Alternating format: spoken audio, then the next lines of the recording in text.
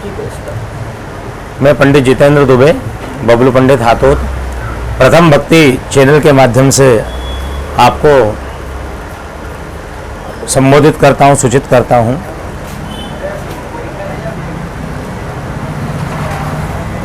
पंडित जी, हम जानना चाह रहे थे आपके श्राद्ध के दिनों का वर्णन क्या है? शास्त्र में ऐसा कहा जाता है 365 दिन होते हैं, 12 महीने होते हैं, और उसमें जो है आश्विन पक्ष जब आता है, कृष्ण पक्ष, तो वो श्राद्ध का और पितरों का महीना कहला जाता है, पक्ष 15 दिन का। इन 15 दिन में ऐसा कहा जाता है, इस तरह से देवता रमण करते हैं संसार में, मनुष्य लोक में, अनेक लोकों में, उसी तरह से पितृ भी जो है मनुष्य लोक में आते हैं, और जिनके पितृ जो यहाँ से सारा संसार को छोड़ करके जा चुके हैं, उनके यहाँ पर आकर के उनके पुत्रों के द्वारा उनको निमंत्रित किया जाता है, और वो आकर के यहाँ पर उनके द्वारा जो प्रदान किया जाता है भोजन जल, उसको ग्रहण करके वह पितरों को और पितरों की कृपा से अपने परिवार कुटुंब को आशीर्वाद देने के लिए विशेष करके कन्या के सूर्य में ये पधारते हैं। लेकिन इस बार पुरुषोत्तम मास के कारण सूर्य की गति थोड़ी आगे हो गई, जिसके कारण चतुर्दशी के दिन कन्या का सूर्य होता है। ऐसा शास्त्र कहता है, कन्या के सूर्य में पिंडदान करने से, श्राद्ध करने से विशेष पुण्य की प्राप्ति होती है।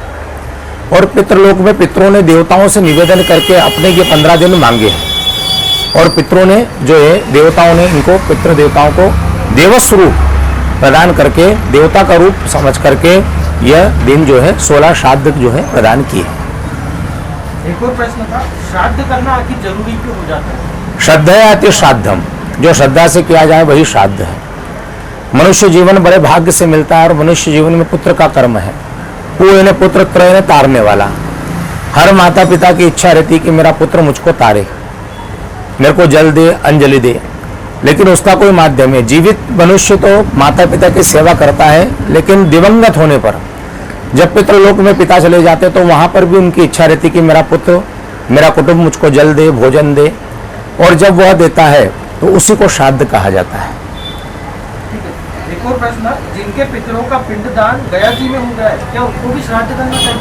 बिल्कुल, श्राद्ध का विधान ऐसा है शास्त्रोक्त विधि से कि 5 बार पिंडदान करना पड़ते हैं। दशा के दिन, त्रयोदशा के दिन, और जब श्राद्ध किया जाता है अपने यहाँ 3रे वर्ष में, उसमें पिंडदान, और उसके बाद में गया श्राद्ध। लेकिन गया श्राद्ध में भ्रांति ये रहती है कि एक बार पिंडदान गया जी में कर दिया तो उसके बाद में फिर घर पर पिंडदान का विशेष महत्व नहीं रहता है। सिर्फ तर्पण और ब्राह्मण भोजन, श्वान, गाय, इनको दे करके जो है वो श्राद्ध कर सकते हैं, लेकिन क्रिया का लोप नहीं कर सकते हैं। जो माता पिता गए हैं उनके निमित्त बार बार पिंडदान का विधान नहीं है, लेकिन तर्पण और भागवत पुराण सुनने का और गीता सुनने का विशेष महत्व है, जिससे माता पिता वहीं से आशीर्वाद प्रदान करते हैं। जिस तरह से अपन पीढ़ियां नहीं बोलते हैं, उसी तरह से वो पीढ़ियों को आशीर्वाद प्रदान करते हैं। इसलिए श्राद्ध करना अति आवश्यक है। श्राद्ध आखिर कैसे करना चाहिए, विधि क्या रहती है? श्राद्ध में विधि पुत्र का धर्म है कि अपने माता पिता के लिए श्राद्ध करें, विशेष करके पिंडदान करें। घर के अंदर पिंडदान करें, घर में नहीं बने तो तीर्थ पे करें, तीर्थ नहीं बने तो गया जी में करें। सुंदर धुले हुए वस्त्र पहने, चावल के जौ के आटे के पिंड बना करके माता पिता के नाम से उनका पिंडदान करें, उनको तर्पण करें। इदम जलम तस्मै स्वधा नमः, मैं मेरे पिता को जल देता हूँ, और वह पिता जल को ग्रहण करके अपने परिवार को आशीर्वाद प्रदान करते हैं। श्राद्ध में भोजन क्या बनाना चाहिए, किस प्रकार बनाना चाहिए? श्राद्ध में भोजन का शुद्धता का बहुत महत्व रखा गया है। पाकशाला, पाकादिगत्वा, पाकशाला में जाकर के वहाँ पर शुद्ध भोजन, स्वच्छता का ध्यान रखते हुए, और विशेष करके पक्का भोजन। शास्त्र में कहा जाता है कच्चा और पक्का 2 तरह का भोजन होता है। कच्चे भोजन में पितरों को जो है प्रिय नहीं होता है। पका हुआ भोजन, उसमें सबसे श्रेष्ठ जो है खीर, मालपुआ और पूरी, ये शुद्ध घी में बनी हुई हो, वह पितरों को बहुत प्रिय है, इसलिए वह विशेष करके अर्पण की जाती है। और खीर को पायस कहते हैं। पायस गाय के दूध से बनता है, इसलिए और पवित्र होता है, जिसमें कोई अशुद्धि नहीं होती है। और वह भोजन जब पितृ ग्रहण करते हैं, देवता ग्रहण करते हैं तो वह परिवार को आशीर्वाद प्रदान करते हैं। इसलिए कोशिश करें, शुद्धता का ध्यान रखें, मस्तक को ढक करके बनाएं, सारे बर्तनों को स्वच्छ करें, भोजनशाला को स्वच्छ करें, गोमूत्र गोबर से लेपन करें, और अगर व्यवस्था न हो तो गोमूत्र गंगा जल छीट करके स्नान करके बंधे हुए केश से जो है भोजन बना करके देवता और पितरों को अर्पण करने से विशेष पुण्य की प्राप्ति होती है। और जो श्राद्ध माता गया गयादि श्राद्धम, जो माता पिता के लिए श्राद्ध नहीं करे, जो माता पिता के लिए पिंडदान नहीं करे, वह पुत्र कैसे कहलाएगा। इसलिए संपूर्ण चीजों का त्याग करके पुत्र ने माता पिता के लिए पिंडदान करना चाहिए, और जीवन पर्यंत माता पिता की तिथि पर, दादा दादी की तिथि पर अपने दिवंगत आत्मा को प्रसन्न करने के लिए, उनकी मुक्ति के लिए, और पितृ ऋण, अपने शास्त्र में कहा जाता है पितृ ऋण और मातृ ऋण सबसे बड़ा।